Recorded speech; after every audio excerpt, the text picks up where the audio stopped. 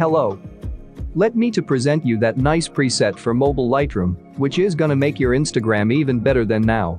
And be sure you can make the same one watching this video. Don't forget, you also can get it absolutely for free. Just pay attention on the right top corner, where you can see a password which consists of 2 parts.